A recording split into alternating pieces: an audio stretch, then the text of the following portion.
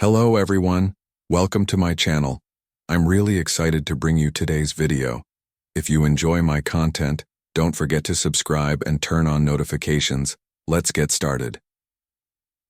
Above the Rocky Mountains, a passenger plane was gliding smoothly through the sky in unusually calm weather. The plane was on a flight from New York to Los Angeles, and most of the passengers were either sleeping or gazing out the windows. However, the weather over the mountains was always unpredictable. Suddenly, the calm atmosphere inside the plane was disrupted by intense turbulence. Passengers tightly gripped their seats as the pilots made an announcement. Please fasten your seatbelts due to turbulence. The situation is under control. But the situation was not under control. As the storm surrounded the plane, the pilot's controls became less responsive. The indicators rapidly changed and the sound of the engines became intermittent. The tension in the cockpit was increasing with every passing second. The pilots were desperately searching for a landing area in the mountains, but the visibility had dropped to near zero. Suddenly, a loud explosion came from the right engine, and the plane began to rapidly lose altitude. The passengers' screams echoed inside the plane as Emily, a young doctor, tightly held onto her seatbelt and closed her eyes. Jack, an adventurous mountaineer, was looking out the window, watching the plane's descent.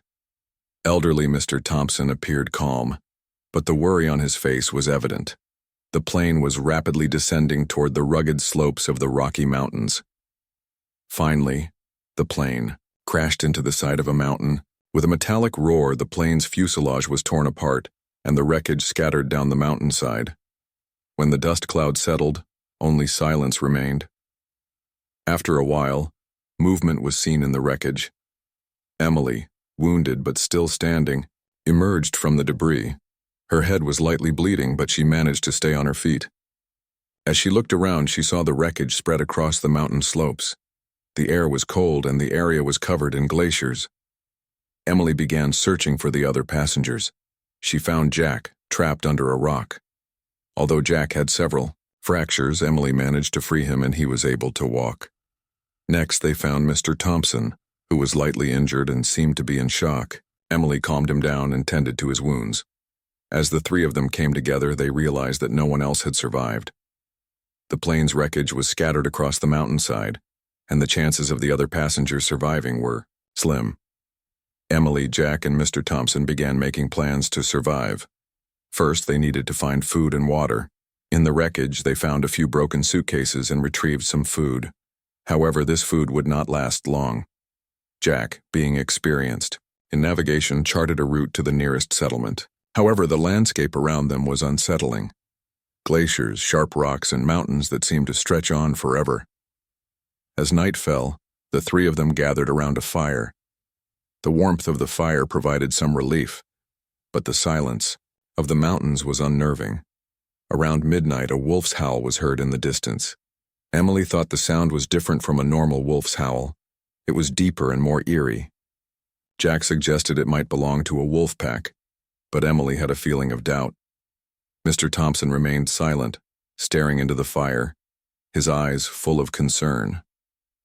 The next morning, the group prepared to move on. However, they had the sense that something had been circling them during the night.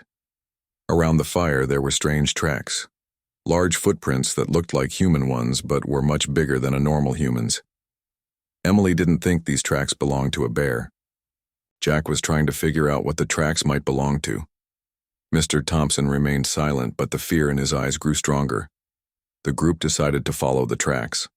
However, these tracks led them deeper into the mountains, into more dangerous territory. The mountain's silence had now become a threat. That night, as they gathered around the fire, the eerie howl was heard again. This time, the sound was much closer. At the first light of dawn, the darkness that had enveloped the group through the night slowly began to dissipate. Emily awoke inside the tent, feeling aches all over her body. The shock of the crash was still fresh, but she knew they needed to act fast if they were to survive. When she stepped outside, she saw Jack observing their surroundings, and Mr. Thompson sitting on a rock, checking his wounds. The silence of the mountains, amplified by the strange howl they had heard during the night, felt even more ominous. Jack had taken on the role of leader. His experience in the mountains made him a natural leader. "We need to reach the nearest settlement," he said, his voice firm but tense. "Staying here is not an option. Our food and water are limited, and the weather conditions can change rapidly."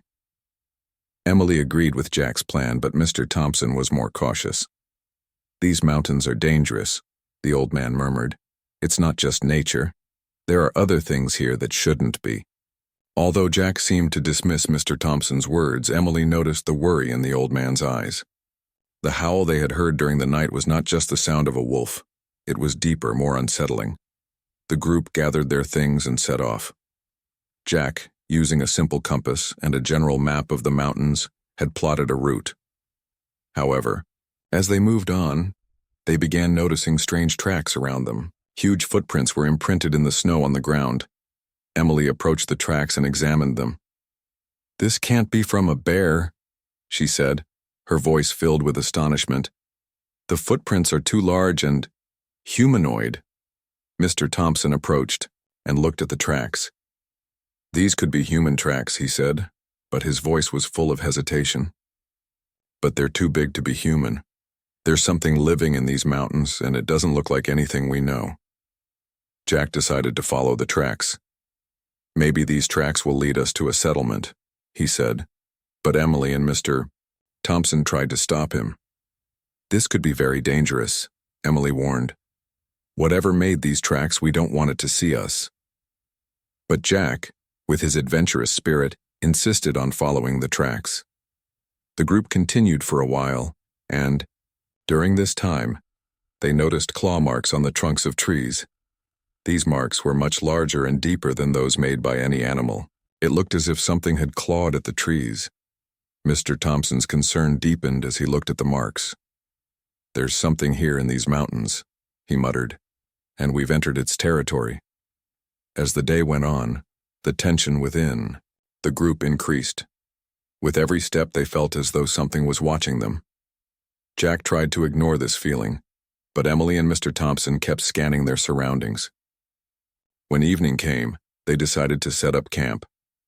Jack started a fire while Emily and Mr. Thompson gathered branches from nearby trees. However, as night fell, they could sense something moving around the camp. As Emily tried to sleep inside the tent, the sounds from outside kept her awake. It was as if something was silently circling the camp. Jack grabbed a stick and went outside, but he couldn't see anything in the darkness. "There's no one here," he said, but his voice carried an unmistakable uncertainty. The group spent the night in uneasy silence. When they woke up in the morning, they discovered that some of their food had gone missing. When Emily checked the food bag, she found that half of the canned goods and dried meats were gone. "This is impossible," she said in disbelief. "Who or what took them?" Jack conducted a search around the camp and found strange tracks near where the food had been taken. These tracks looked like the giant footprints they had seen before. "There's something here," Jack said, his voice more serious now. "And it's watching us." Mr. Thompson turned to the group and spoke with a grave expression. "There's something living in these mountains. And it's not just an animal, these tracks, this behavior, this is something that a human couldn't do." Emily thought about Mr. Thompson's words. Deep within the mountains, something unknown lurked, and this thing was watching them.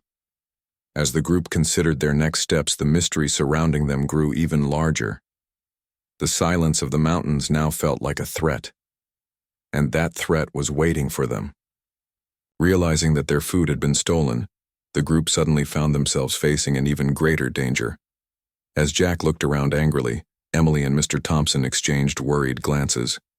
The missing food didn't just reduce their chances of survival, it also clearly showed that they were not alone in these mountains. Jack focused on the giant footprints on the ground. "We'll follow these tracks," he said, his voice determined and angry. "Whoever or whatever is watching us, we need to face it. Otherwise, it will hunt us down one by one." Emily objected to Jack's reckless behavior. "This could be very dangerous," she warned. "Whatever made these tracks, confronting it could lead to our deaths. Maybe we should just avoid it and continue on our path." Mr. Thompson agreed with Emily. Jack, the rules of these mountains are different from what we know. There's something living here, and we don't want to encounter it. But Jack was unconvinced. If this thing is watching us, running won't help. We have no choice but to face it. Jack grabbed a stick and began following the tracks. Emily and Mr. Thompson tried to stop him, but they had to relent in the face of Jack's determination. The group started following the tracks deeper into the mountains. As they advanced, the tracks became more distinct. The footprints on the ground seemed as if they had been left by a giant. The claw marks on the tree trunks were even deeper. Emily felt a sense of fear as she looked at the marks. These tracks, well, how could something this big exist? She murmured. Mr. Thompson turned to Emily and spoke with a serious expression. Something is living in these mountains, and it's not just an animal. These tracks, this behavior, this is not something a human could do. As the group followed the tracks, they soon came upon a cave.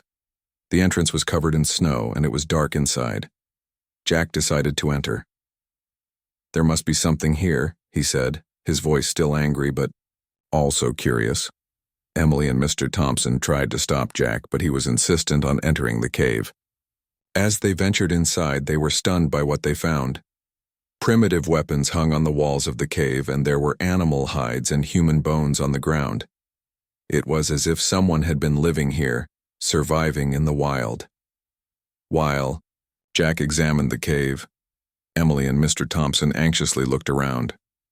"Someone lives here," Emily said, her voice trembling. "And this person may not care about us." Just then, a sound came from deep within the cave. The group froze. The sound was getting closer. Jack grabbed a stone, ready to defend himself, but Emily stopped him. "Don't do anything," she whispered. "Maybe we can talk to them." From the darkness of the cave, a tall figure appeared, wearing animal pelts and with painted markings on its face. This was a human, but one who looked much larger and wilder than any ordinary person. The paint on the face made him even more frightening. The hunter took a step toward the group and spoke a few words. "You do not belong here." Emily recognized a few words in the hunter's language and tried to communicate with him. "We survived a crash," she said, her voice still trembling. "We need help." The hunter heard Emily's words, but his expression didn't change. "These mountains are sacred," he repeated. "Strangers cannot enter here." Jack, angered by the hunter's words, shouted, "We're stranded here. Are you trying to kill us?" The hunter took another step toward Jack and aimed his primitive spear at him.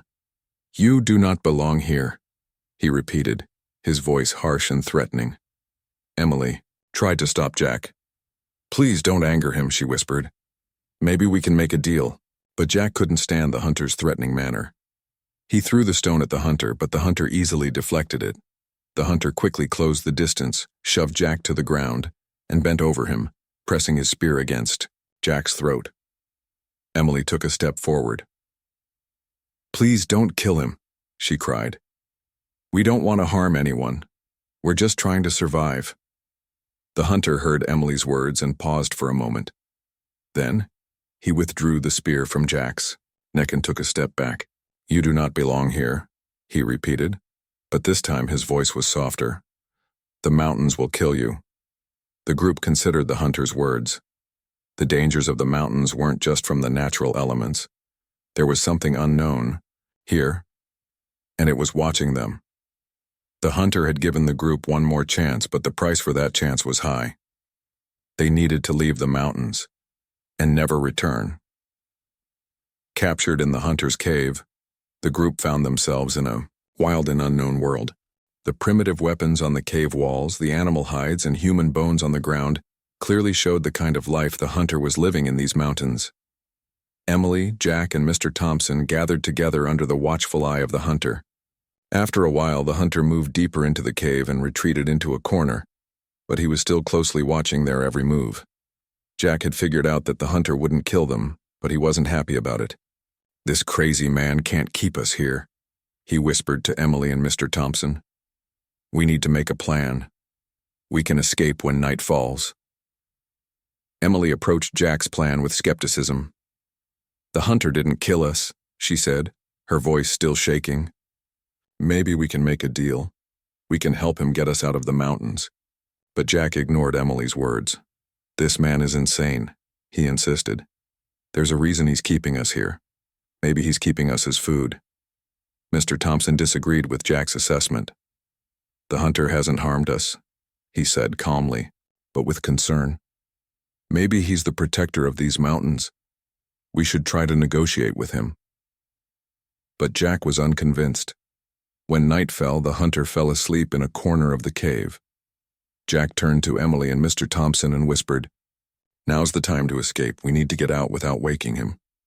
Emily wanted to oppose Jack's plan, but she had to step back in the face of his determination. The group moved away from the corner where the hunter was sleeping and made their way toward the cave entrance. However, as they approached the entrance, they realized the hunter had woken up. He quickly stood up and started chasing after them. "Run!" Jack shouted, and the group bolted out of the cave. The hunter began running after them.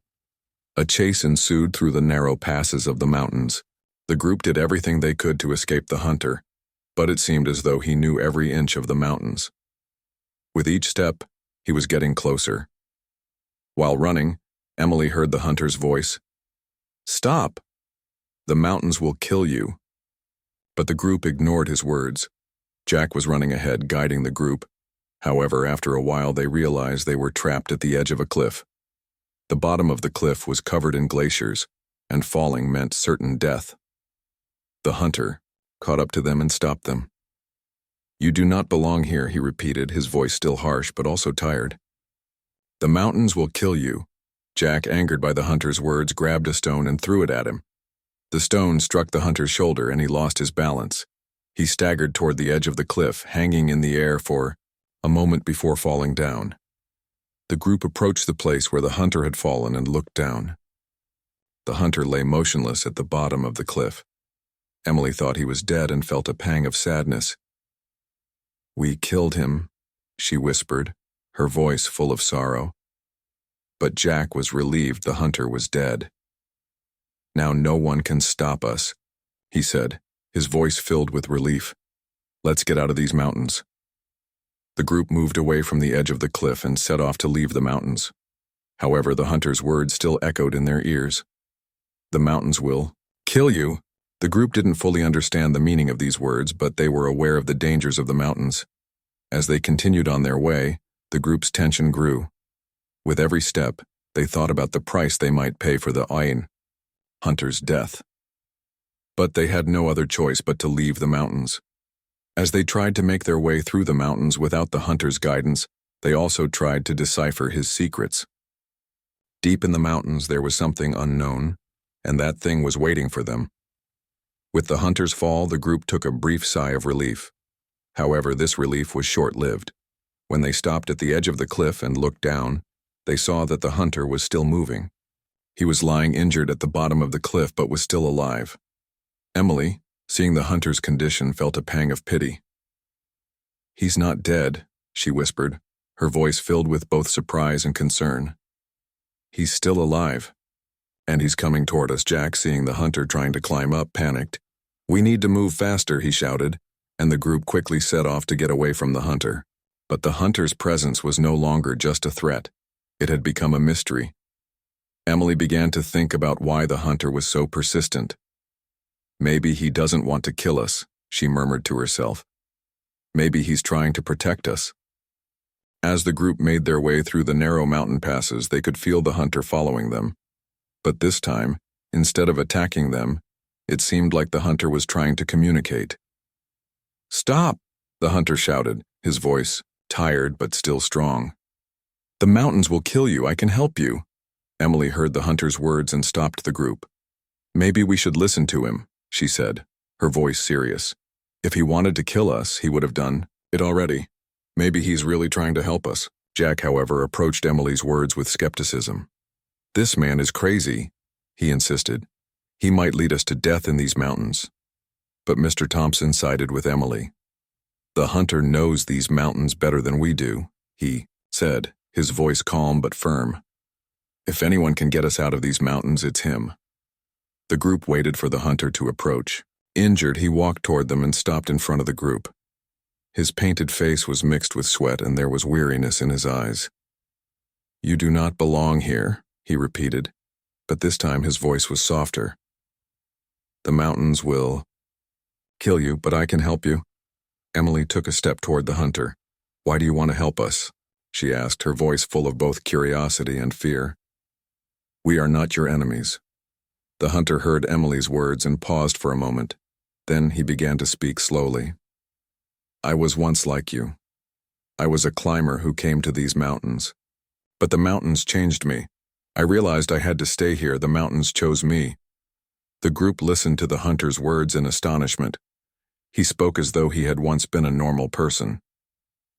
Emily looked into the hunter's eyes and saw the pain of a human being there. "Then why did you try to kill us?" she asked. The hunter shook his head. "I didn't want to kill you," he said, his voice full of sorrow. "I just wanted you to understand that you don't belong here. The mountains are not merciful to strangers. But I can take you to a safe place. On one condition. You will never return." Jack still approached the hunter's words with skepticism, but Emily and Mr. Thompson believed in the hunter's sincerity. The group began to leave the mountains under the hunter's guidance. Along the way, the hunter shared with them the secrets of the mountains. He told them the mountains had a kind of consciousness and that it had chosen him. "The mountains changed me," the hunter repeated. "I'm part of them now." As Emily listened to the hunter's words, she felt sorrow for his story. "Didn't you ever think of going back to your family?" she asked. The hunter responded to Emily's words with a bitter smile. "My family is far away," he said, his voice full of sadness. "The mountains are my home now, and you need to return to your home." With the hunter's guidance, the group finally managed to leave the mountains. They reached a town and sought help. However, the hunter did not come with them. He returned to the mountains and disappeared. While Emily, Jack, and Mr. Thompson were grateful to be safe, they were left with the hunter's secrets. In the town, an investigation into the plane crash was launched, but the group never mentioned the hunter or what they had experienced in the mountains. Those secrets remained only theirs. While staying in the town, the group members tried to recover from the trauma they had experienced. As a doctor, Emily treated Mr. Thompson's wounds and tried to lift Jack's spirits. However, the hunters' words echoed in each of their minds. "Never return." Jack began to grow restless with staying in the town. The adventure they had in the mountains had become something of an addiction for him. "Maybe we shouldn't take the hunter's words so seriously," he thought one day, speaking to Emily. "We could go back to the mountains and solve his secret. Maybe there's something there waiting to be discovered." Emily firmly disagreed with Jack's words. "The hunter warned us," she said, her voice serious and filled with concern. "The mountains are dangerous, and if we go back, we might not make it out this time." Mr. Thompson joined Emily. "Jack, we must listen to the hunter's words," he said, his voice old but wise. "Some secrets are not meant to be discovered. The mountains chose the hunter, and he chose to stay there. What we must do is go home and continue with our lives." But Jack wasn't convinced. The mystery of the mountains had become an obsession for him. One night he secretly left the town and decided to return to the mountains. When Emily and Mr. Thompson realized Jack was missing, it was too late. Jack had already ventured deep into the mountains. Emily and Mr. Thompson left the town to try and stop Jack, but as they neared the mountains, the hunter's words echoed in their minds. "Never return." Emily felt a sense of fear inside her, but she had no choice but to try to save Jack. As they advanced through the mountains, they found traces of the hunter. Jack's footprints were leading deeper into the mountains, but as they followed the tracks, they encountered the hunter. He approached them with a stern expression and spoke. "I warned you. You do not belong here." Emily took a step toward the hunter. "We're looking for Jack," she said, her voice trembling. "He came back here. Don't hurt him." The hunter heard Emily's words and paused for a moment. Then he shook his head. "Jack tried to solve the secrets of the mountains," he said, his voice filled with sorrow. But the mountains showed him no mercy. When Emily heard the hunter's words, she felt a pang of pain inside her. She realized that Jack was lost in the mountains. The hunter turned to Emily and Mr. Thompson and spoke with a serious expression. "You must leave now. The mountains will not forgive you." Emily and Mr. Thompson listened to the hunter's words and left the mountains. When they returned to the town, they knew that Jack would never come back. The secrets of the mountains remained a mystery, and the hunter continued to exist as the silent guardian of the mountains. In the end, Emily thought that one day she would return to the mountains to solve the hunter's secret. However, she remembered the hunter's words. Never return. The secrets of the mountains remained a mystery, and the hunter continued to exist as the silent guardian of the mountains. Carrying the pain of Jack's loss, Emily continued her life. Yet, the mystery of the mountains always remained somewhere in her mind.